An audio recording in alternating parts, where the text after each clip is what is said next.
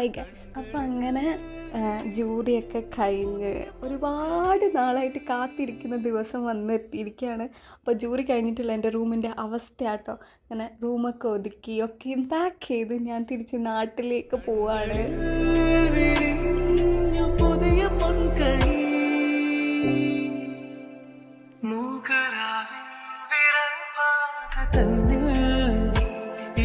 നമ്മൾ പോവാണ്.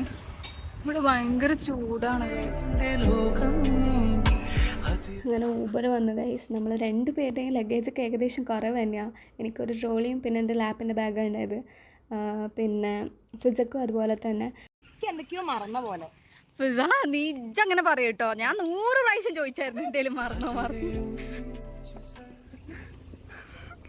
ഫിസയുടെ ഏറ്റവും വലിയ പേടിന്ന് പറയുന്നത് ഞാൻ അതുകൊണ്ട് ഇവളുടെ കൂടെ ട്രിപ്പ് വരെ ക്യാൻസൽ ക്യാൻസൽ ചെയ്തത് തന്നെ. ഇനി ഒരു ദിവസം ഞാൻ ഫിസേനെ ശല്യം ചെയ്യാന്ന് വിചാരിച്ചു. ഒരു ചൂട്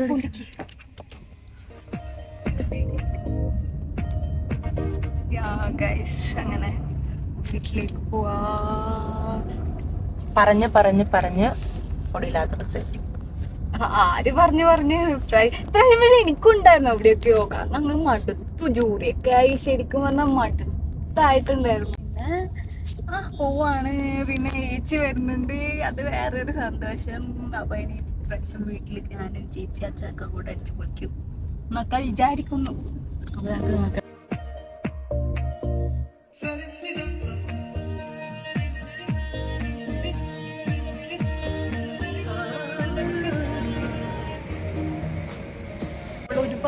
ഒരുപാടൊന്നുമല്ല, കുറച്ച് നേരത്തെയാ, ഒരുപാടൊന്നുമില്ല. അപ്പൊ എന്താ ശരിക്കും ഉറക്ക് വരിക, നല്ലോണം ഉറക്ക് വരുന്നുണ്ട്. ഇനി വീട്ടിലെത്തിയിട്ട് ഉറങ്ങാല്ലേ. നാളെ നമ്മള് വീട്ടിലെത്തിയിട്ട് ഉറങ്ങാല്ലേ. അസൂയ കൊണ്ട് ഈ പെണ്ണിനെ ചെറുതായിട്ട് ഇട്ട് കൊല്ലാൻ ശ്രമിച്ചു. പെണ്ണ് ഒരേ ചിരി. എന്ത് മൊഞ്ചാലേ പെണ്ണ്. അത്ര വരൂല. ഓ, അതിപ്പോ എനിക്കിട്ടാക്കിയതാണ്, അത് ഓളിട്ടാക്കിയതാണ്. ഓക്കെ ഗൈസ്, നമുക്ക് പോവാം. ഇഷ്ടംപോലെ സമയമുണ്ട് ഗൈസ്. നമുക്ക് ഇവിടെ നിന്ന് ഒരു 3/4 മണിക്കൂർ ഒരു ക്രിക്കറ്റ് കളിക്കാനുള്ള സമയമുണ്ട് അല്ലേ. നമുക്ക് ഉടായിപ്പും എല്ലാം പറയാനുള്ള. ഇനിയിപ്പോ പിള്ളേരല്ലേ എന്ത്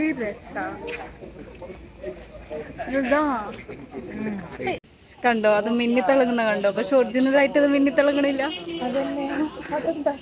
ഗേത്രി എന്തുകൊണ്ടാ ഈ മിന്നിത്തിളങ്ങണേന്ന് അറിയില്ല. ചിലപ്പോ ലൈറ്റ് ആകാൻ അടിക്കണ്ടാവും. എങ്ങനെയെങ്കിലും എവിടുന്നെങ്കിലും ലൈറ്റ് നോക്ക്. എന്റെ ഫോണിൽ മിന്നിത്തിളങ്ങുന്നുണ്ട്. നല്ലോണം മിന്നിത്തിളങ്ങുന്നുണ്ട്, പക്ഷെ ശരിക്കും മിന്നിത്തിളങ്ങുന്നില്ല.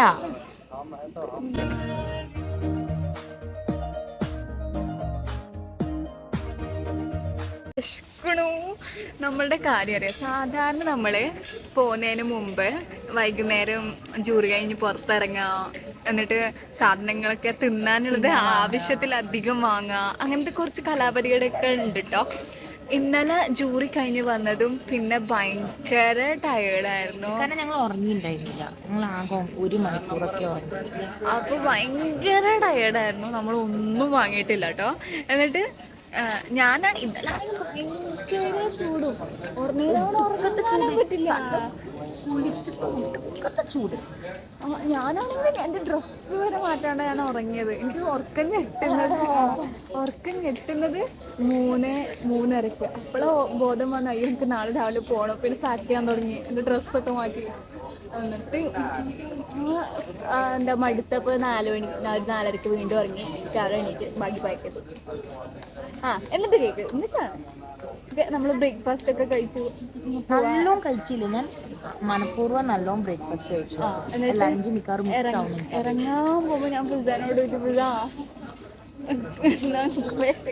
പഴം കൊണ്ടുവന്നു. വിശക്കുന്നൊന്നുമല്ല, വയറ് ഫുള്ളാ പൊള്ളാന്നൊക്കെ. ഇവിടെ എത്തുന്നൊന്നുമില്ല, എന്നെക്കാളും മുന്നേ വിശക്കുന്നു പറഞ്ഞ തുടങ്ങിയ ഒരാളാണ്. നല്ല വിശക്കുണ്ട്. എനിക്കും വിശക്കുണ്ട്. ചോക്ലേറ്റ്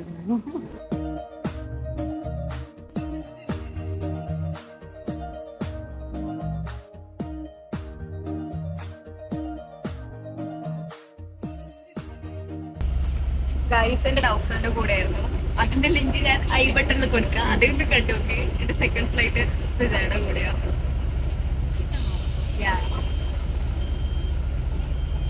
ട്രാവൽ പാസ്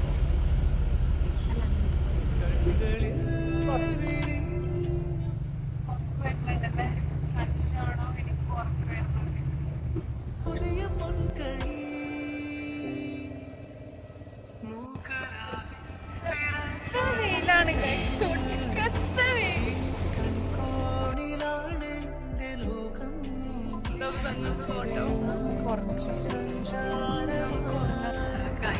അപ്പോ നല്ല നല്ല അനുഭവങ്ങളാണ്. പ്രത്യേകിച്ചും എന്റെ ഇപ്പത്തിരിക്കുന്ന ഫിസിക്ക് പറഞ്ഞതാണ്. പക്ഷെ ആകെയുള്ള ഉപകാരം എന്താന്ന് വെച്ചാ നമ്മൾ ഈ പറഞ്ഞുകൊണ്ടിരിക്കുന്ന ഭാഷയുണ്ടല്ലോ, അത് നല്ലൊരു ഭാഷയാണ്.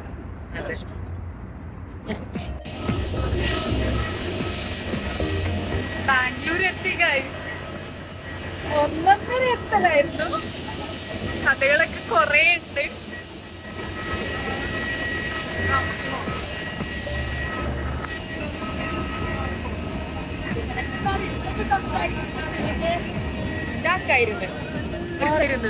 സത്യല്ലേ, അയാളൊരു സബ്സ്ക്രൈബർ ആക്കായിരുന്നു.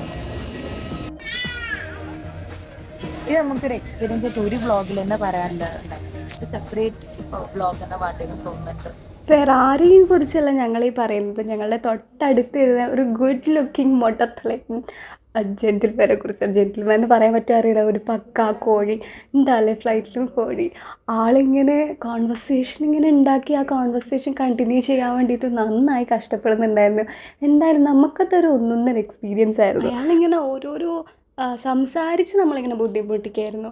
അപ്പോൾ അതിൽ നിന്ന് രക്ഷപ്പെടാൻ വേണ്ടിയിട്ട് നമ്മൾ രണ്ടുപേരും ഉറങ്ങുന്ന പോലെ പ്രിറ്റൻഡ് ചെയ്തു. എന്നിട്ടും ആ ഉറങ്ങുന്നതിനിടയിൽ വിളിച്ചെണീപ്പിച്ചിട്ടൊക്കെ വർത്താനം പറയാം. ലാസ്റ്റ് എനിക്ക് പറയേണ്ടി വന്നു, ഇന്നലെ നമുക്ക് ജൂറി ആയിരുന്നു, നമുക്ക് നല്ലൊരു സ്ലീപ്പ് എടുക്കാൻ പറ്റിയില്ല, നമുക്ക് ഉറങ്ങണം എന്നൊക്കെ പറയുമ്പോൾ അതിനെന്താ 4 മണിക്കൂർ ലേ ഓവർ ഉണ്ടല്ലോ, ആ സമയത്ത് ഉറങ്ങാമല്ലോ എന്നൊക്കെ. എന്താല്ലേ എന്ന് അത് പോട്ടെ. ഞങ്ങൾ പിന്നെ നല്ല വിശപ്പുണ്ടായിരുന്നു. എയർപോർട്ടിൽ നിന്ന് പുറത്തിറങ്ങി ഞങ്ങൾ പിസ്സ ഹട്ടിൽ നിന്ന് ഒരു പിസ്സ കഴിച്ചു. അങ്ങനെ എന്താ ലേ ഓവറിൻ്റെ 4 മണിക്കൂർ എങ്ങനെയെങ്കിലും കളയണം, അതായി നമ്മുടെ ലക്ഷ്യം. ഗൈസ്, നമുക്ക് പുതിയൊരു അതിഥി ഉണ്ട് നമ്മുടെ കൂടെ. നമ്മുടെ ജൂനിയർ കൂടെ ഉണ്ട്. എന്താ ഫിസാജ് പറഞ്ഞേ? എന്താടി പറഞ്ഞേ? ഞാൻ പോവില്ല.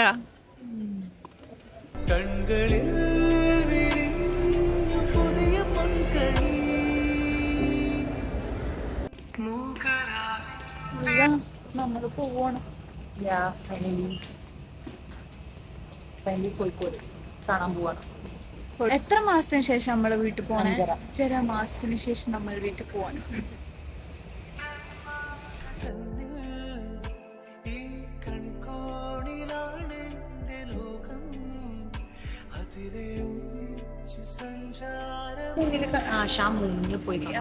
ഗൈസ്, നമ്മളങ്ങനെ കോഴിക്കോട് എത്തി. ഇനി നേരെ ഫിസയുടെ ഫ്ലാറ്റിലേക്ക്. ഫിസയുടെ പപ്പ വന്നോ? പപ്പ ഇന്നൊക്കെ എത്തിയിട്ടുണ്ട്. ഞാൻ എനിക്ക് നോക്കാം. പക്ഷെ നമുക്ക് ബാഗേജ് കളക്ട് ചെയ്യണ്ടേ? മറന്നുപോയോ? ബാഗേജ് വേണം. ഫ്ലൈറ്റ് ഇറങ്ങി ഞാൻ നേരെ പോയത് ഫിസയുടെ ഫ്ലാറ്റിലേക്കായിരുന്നു. ഞങ്ങൾ അവിടെയായിരുന്നു സ്റ്റേ. അടുത്ത ദിവസം ഞാൻ അവിടെ നിന്ന് ട്രെയിൻ കയറി കണ്ണൂർക്ക് പോകും, അതാണ് പ്ലാൻ. അപ്പോൾ ഫിസയുടെ പപ്പയും മമ്മയായിരുന്നു ഞങ്ങളെ പിക്ക് ചെയ്യാൻ വന്നിട്ടുണ്ടായത്. ഞങ്ങളെ കൂട്ടി നേരെ ഫുഡ് കഴിക്കാൻ വേണ്ടിയിട്ട് സാഗറിൽ പോയി. ഭുവനേശ്വറിൽ നിന്ന് ഏത് ബിരിയാണി കഴിച്ചാലും നമ്മുടെ നാട്ടിൽ അത്ര ടേസ്റ്റ് വരില്ലല്ലോ. അപ്പോൾ ആദ്യം തന്നെ ഇതാ ബിരിയാണി റൈസിലാണ് തുടക്കം. എന്നാൽ അവിടെ നിന്ന് ഫുഡൊക്കെ കഴിച്ച് നേരെ ഫ്ലൈറ്റിലേക്ക് പോയി. നമ്മളങ്ങനെ ഫിസയുടെ റൂമിലെത്തി. ഇനി നാളെ നമുക്ക് ബാക്കി യാത്ര. ഇനി ഞാനൊന്ന് ഉറങ്ങട്ടെ, എനിക്കൊന്ന് ഉറങ്ങണം. പെട്ടെന്ന് വ്ളോഗ് ഇവിടെ അവസാനിക്കുന്നില്ല, കണ്ടിന്യൂഷൻ ബാക്കി ഉണ്ടാവും. ഇനി ട്രെയിൻ യാത്ര കൂടെ ഉണ്ട്. എനിക്കൊന്ന് ഉറങ്ങണം.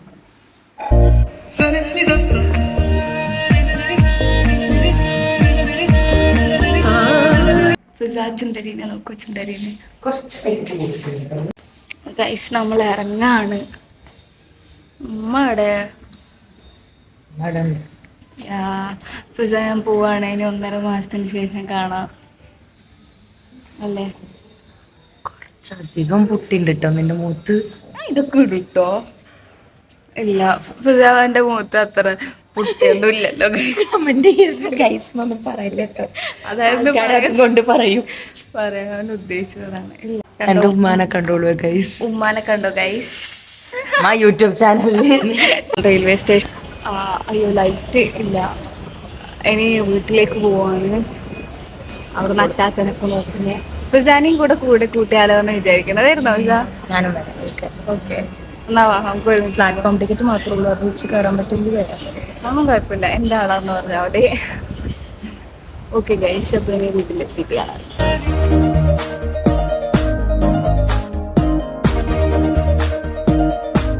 അങ്ങനെ ഞാൻ കണ്ണൂരെത്തി. അച്ഛനും നിമിലായിട്ടും കൂടെ എന്നെ പിക്ക് ചെയ്യാൻ വന്നിട്ടുണ്ടായിരുന്നു.